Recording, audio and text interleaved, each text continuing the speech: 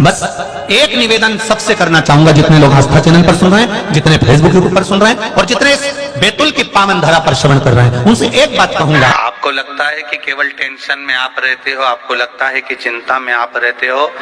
शिव महापुराण की कथा कहती है मानव का शरीर मिला है, चिंता हर एक मानव के जीवन में रहेगी, टेंशन हर एक मनुष्य के जीवन में रहेगा।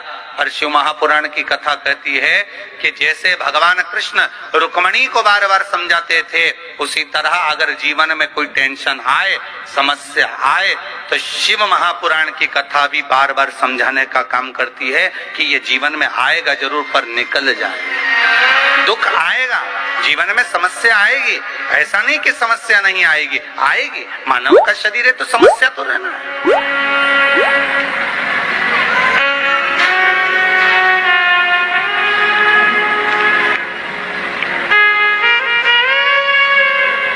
रुक्मणी मैया खूब रोई। अब देखो भगवान कृष्ण की धर्मपत्नी रो रही है, उधर राम जी महाराज की कथा को उठाकर देख लो तो माता सीता रो रही है। समस्या आई कि नहीं आई माता जानकी के साथ में? राम जी पर भी समस्या आई, राम जी को भी टेंशन रहा, लखन लाल जी को भी टेंशन रहा, भगवान कृष्ण को भी टेंशन रहा। समस्या क्या नहीं आई? अगर मानव का देह मिला है, हम कहते हैं कि मनुष्य का शरीर मिला और आपको समस्या नहीं रहेगी, टेंशन नहीं रहेगा, या कोई तुमको बाबा जोगी मिल जाए, कोई ऐसा महाराज मिल जाए जो तुमसे कहे कि मैं तुमको ऐसा कर देता हूं कि तुम्हारी जिंदगी में कोई टेंशन रहेगा ही नहीं, तो चिंता तो होगी, टेंशन भी आएगा, समस्या भी आएगी। पर इतना याद रखना, मेरे भगवान कृष्ण रुक्मणी जी को समझा समझा कर चिंता कम कर देते हैं, राम जी सीता जी को समझाकर चिंता कम कर देते हैं, और राम जी और कृष्ण जी को चिंता आती है तो देवाधिदेव महादेव समझाकर कम कर देते हैं। उसी तरह आपके जीवन में भी समस्या आए, चिंता आए, आएगी, पर हमें भटकना नहीं, हमें शंकर की शरण में रहना, हमें शिव की चरणारविंद में रहना।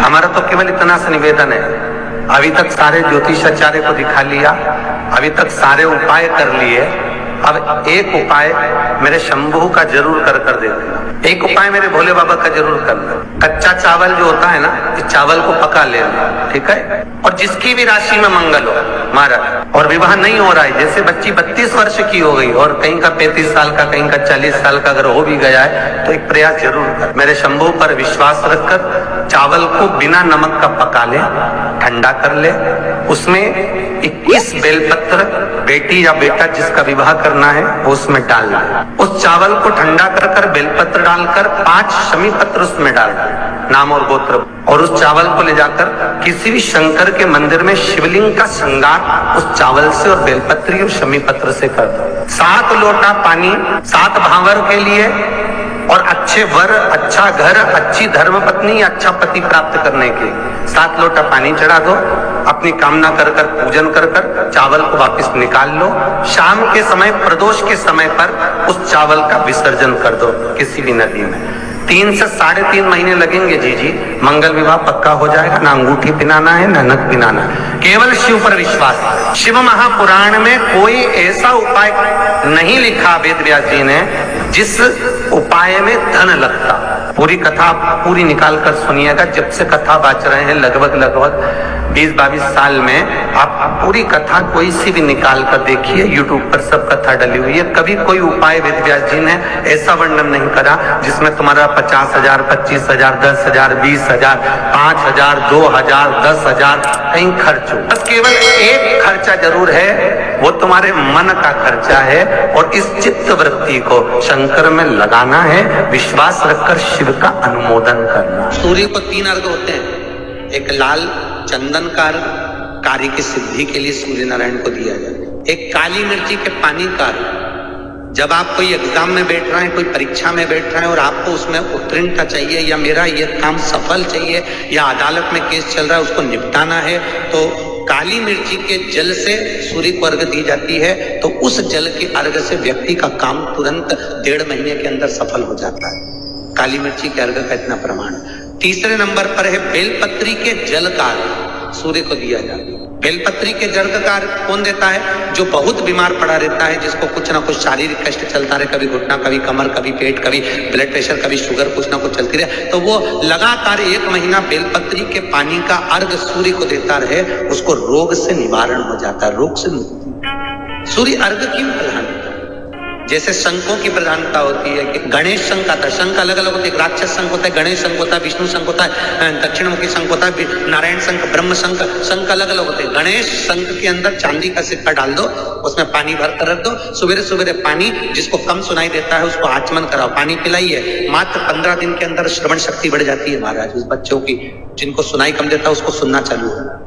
गणेश शंख होना चाहिए, वो शंख हो गणेश, और उसमें चांदी का सिक्का पड़ाओ, पानी डालाओ, उस पानी को सुबह सुबह पिलाइए। एक बात और अच्छे से समझ लीजिए, जो बच्चे चिड़चिड़े होते हैं, चाहे घर में बेटे हों, बहुएं हों, सास हो, ससुर हो, परिवार में छोटे छोटे बच्चे हों, चिड़चिड़ प्रवृत्ति करते हों या चिड़चिड़ा स्वभाव हो, जरा जरा सी बात में क्रोध आ जाता हो, बोलने का भान नहीं रह पाता हो, शब्दों के बाण चलते हो, तो महाराज प्रदोष के दिन, प्रदोष काल में बेलपत्री के पेड़ के नीचे एक जो पत्ता आपके पास में हो, पान का मिल जाए तो पान का, पीपल का मिल जाए तो पीपल का, बेलपत्र का मिल जाए तो बेलपत्र का, उस पत्ते पर मात्र थोड़ा सा शहद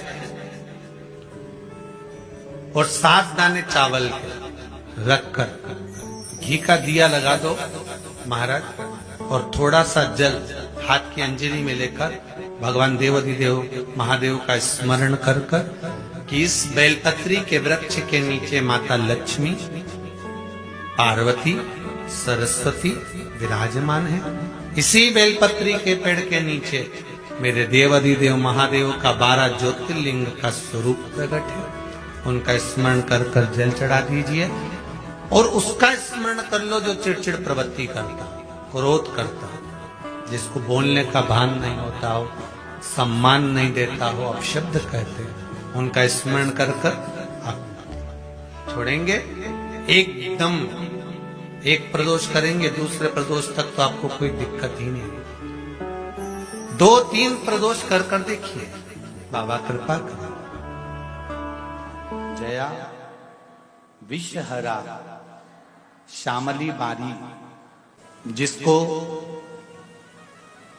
पूरी रात्रि भर स्वप्न नजर आते हो, पूरी रात ऐसा लगता हो कि जैसे फिल्म चल रही हो, सोते से स्वप्न ही स्वप्न दिख रहा है।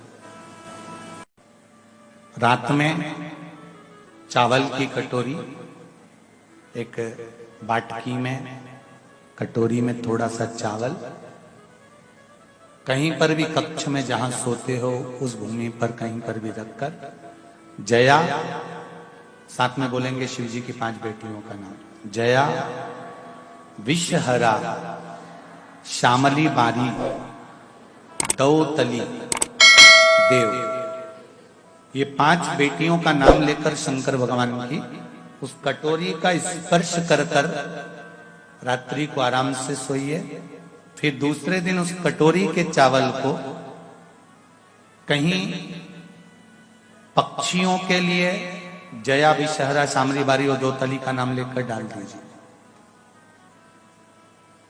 थोड़ा सा चावल लेना, ज्यादा नहीं। महाराज स्वप्न में अगर पूरी फिल्म जैसा चरित्र चलता हो, रात भर एक सपना पूरा हुआ, दूसरा आ गया, दूसरा पूरा हुआ, तीसरा आ गया, तीसरा पूरा हुआ, चौथा आ गया, रात भर जो स्वप्न ही स्वप्न दिखते हैं, तो वो पूर्ण रात्रि के स्वप्न दिखना बंद हो जाए और नींद बाबा देवाधिदेव महादेव की कृपा से अवश्य।